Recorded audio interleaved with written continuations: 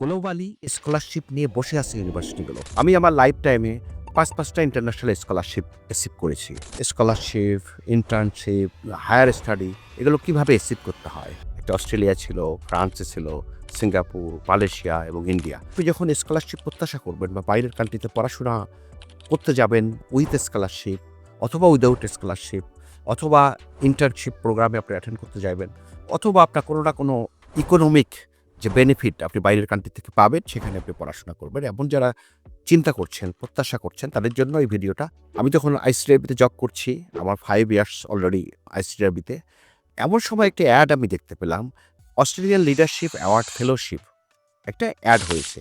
আমি দেখলাম সেই অ্যাডটাতে তারা আসলে ইকোনমিক্সে ব্যাকগ্রাউন্ড, মাস্টার্স করা, প্রফেশনাল এক্সপিরিয়েন্স 7 ইয়ার্স, তারপর ইংলিশ প্রফিসিয়েন্সি এগুলো লাগবে, এগুলো তাদের রিকোয়ারমেন্ট ছিল। এগুলো যাদের থাকবে তারা আসলে ওখানে অ্যাপ্লিকেশন করতে পারবে। তো আমি চিন্তা করলাম আমার ভেরি পুর রেজাল্ট, আমার পক্ষে কি এটা পসিবল হবে অ্যাপ্লিকেশন করার?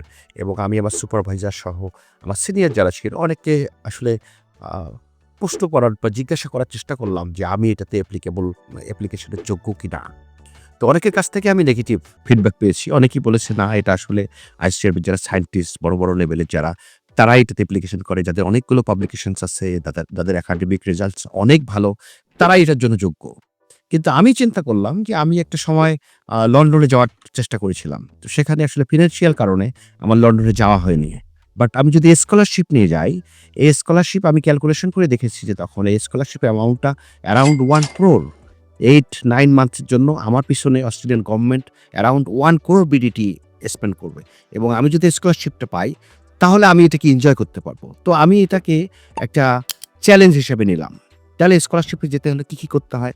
আমি দেখলাম যে স্কলারশিপে যেতে হলে রিসার্চে খুব ভালো নলেজ থাকতে হয়, পাবলিকেশন থাকতে হয়। তারপর হচ্ছে স্কলারশিপের যে রিকোয়ারমেন্টসগুলো সেগুলো ফুলফিল করতে হয় এবং আপনার জীবনের যে অ্যাচিভমেন্ট সেই অ্যাচিভমেন্টগুলোর সঙ্গে ওখানকার যে রিকোয়ারমেন্টস ওই ডিপার্টমেন্টের বা ওই ইউনিভার্সিটিতে যে জিনিসগুলো পড়ানো হবে সেগুলোকে অ্যালাইন করতে পারতে হয়। এই 4টা জিনিস যদি আপনি এক জায়গায় করতে পারেন তাহলে আপনার স্কলারশিপের পসিবিলিটিস বেড়ে যায়। তো আমি আমার জার্নি শুরু করলাম। আমি প্রথমত আমার ইংলিশে অনেক উইকনেস, সেই উইকনেসগুলো কাটানোর চেষ্টা করলাম। আইএলটিএস এর জন্য প্রিপারেশন নিলাম। অন্যদিকে আমি পাবলিকেশন প্রক্রিয়া গিয়ে কিভাবে রিসার্চ করা যায়, রিসার্চের নলেজ ডেভেলপ করে সেটাকে পাবলিকেশন করা যায়।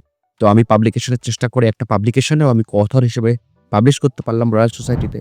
পরবর্তীতে যখন আমি দেখলাম যে স্টেটমেন্ট লিখতে হবে, ওখানকার আসলে একটা স্কলারশিপের বেসিক রিকোয়ারমেন্টস ফুলফিলের পরের যে কম্পিটিশনটা সেটা হলো কত ভালো স্টেটমেন্ট আপনি লিখতে পারেন। তো আমি এই স্টেটমেন্টটা লিখতে গিয়ে যেটা করলাম, অনেকে স্টেটমেন্ট লিখছে, অনেকের স্টেটমেন্ট আমি রিভিউ করেছি।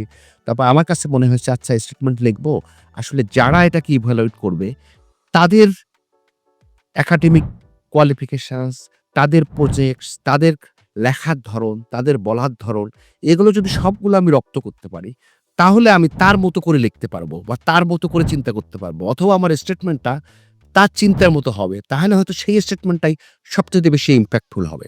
তখন আমি করলাম কি আমি ইউনিভার্সিটি থেকে গুগলের মাধ্যমে খুঁজে বের করলাম যে কোন ইউনিভার্সিটির গ্রিফিথ ইউনিভার্সিটি ছিল আমাদের ইউনিভার্সিটি।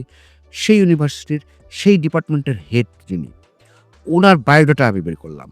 উনার ভিডিও, উনার কনফারেন্স অ্যাটেন্ডিং, উনার কনফারেন্সে উনি কিভাবে প্রেজেন্ট করছেন। যেহেতু উনি ইভ্যালুয়েশন বডির প্রধান থাকবেন, তো উনার আসলে পুরো লাইফ হিস্টোরি, এই একাডেমিক যে লাইফ, প্রফেশনাল লাইফ সেগুলো আমি বোঝার চেষ্টা করলাম। তারপর ওই ডিপার্টমেন্টের প্রিভিয়াস যত প্রজেক্ট আছে সেই প্রজেক্টগুলো আমি রিভিউ করার চেষ্টা করলাম। তারা কোন জাতীয় প্রজেক্টে আসলে এই ফান্ডটা করছে। তারপর সেগুলো সব রিভিউ করার পরে আমি আমার যে অ্যাচিভমেন্টগুলো, আমি ইকোনমিক্সে অনার্স মাস্টার্স করেছি, মাস্টার্স অফ পাবলিক হেলথ করেছি।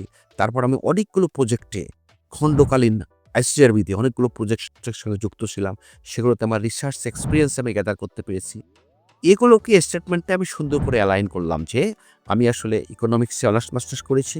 তারপর পাবলিক হেলথের এই জায়গাগুলোতে আমি কাজ করেছি। কাজ করার পরে এখন আমার কাছে মনে হচ্ছে যে গ্রিফিথ ইউনিভার্সিটি ক্লাইমেট চেঞ্জ ওই ফেলোশিপটা ছিল ক্লাইমেট চেঞ্জ অ্যান্ড হেলথ অ্যাডাপ্টেশনের উপরে। সো আমার ক্লাইমেট চেঞ্জ যেহেতু আমি ইকোনমিক্স পড়েছি, ক্লাইমেট চেঞ্জের একটা প্রজেক্টে কাজ করেছি। আবার আমি যেহেতু হেলথ রিলেটেড রিসার্চের সঙ্গে অ্যারাউন্ড 10 ইয়ার্স ততদিনে জড়িত। সবগুলো মিলে এটাকে স্টেটমেন্টটাকে পরিপূর্ণ করতে আমি পেরেছি এবং এই স্টেটমেন্টটাই আমাকে আসলে এই অস্ট্রেলিয়ার এই স্কলারশিপটা পাওয়ার জন্য ভূমিকা পালন করেছিল। তো আমি আপনাদের উদ্দেশ্যে যেটা বলব, কোনো কারণে একটা রেজাল্ট খারাপ অথবা একদম সবচাইতে ভালো রেজাল্ট না, তারা যারা একটু দুশ্চিন্তায় আছেন, মনে হচ্ছে তাদের জন্য স্কলারশিপটা না, এরকম চিন্তা করবার কোনো কারণ নেই। আসলে আপনারা একটা স্কলারশিপ যখন অ্যাড হয়, তার বেসিক রিকোয়ারমেন্টসটা আপনি ফুলফিল করবেন। তারপর আপনার পাবলিকেশন, আপনার গবেষণার যে নলেজ, তারপর আপনার যে কনফারেন্স অ্যাটেন্ডিং বলি, তারপর এক্সট্রা কারিকুলার অ্যাক্টিভিটিস বলি, এবং আপনার ওই স্কলারশিপের রিকোয়ারমেন্টসের সঙ্গে বা যে প্রজেক্টটায় আপনি এনরোল হবেন, সেই প্রজেক্টের সঙ্গে আপনার লাইফের, আপনার প্রফেশনাল লাইফ বলি, এডুকেশন লাইফ বলি, সেগুলোর যত বেশি আপনি ম্যাচ করতে পারবেন, অ্যালাইন করতে পারবেন, আপনার চান্স তত বেশি বেড়ে যাবে এবং স্কলারশিপের জার্নিতে আপনি সফল হবেন। স্কলারশিপ নিয়ে অন্য একটা বিষয় আমি বলি, আমরা স্কলারশিপটা মনে করি আসলে কেউ হয়তো আপনাকে হেল্প করছে বা কোনো একটা প্রতিষ্ঠান, কোনো একটা ইউনিভার্সিটি, আসলে ব্যাপারটা এরকম না। গ্লোবালি আপনারা জেনে থাকবেন, গ্লোবালি স্কলারশিপ নিয়ে বসে আছে ইউনিভার্সিটিগুলো। এই জন্য বসে আছে যে ইউনিভার্সিটিগুলোর আপনার যারা র‍্যাংকিং সিস্টেম আছে, যেমন ধরেন অক্সফোর্ড ইউনিভার্সিটি পৃথিবীর ১ নম্বর ইউনিভার্সিটি র‍্যাংকিংয়ে। কেন ১ নম্বর?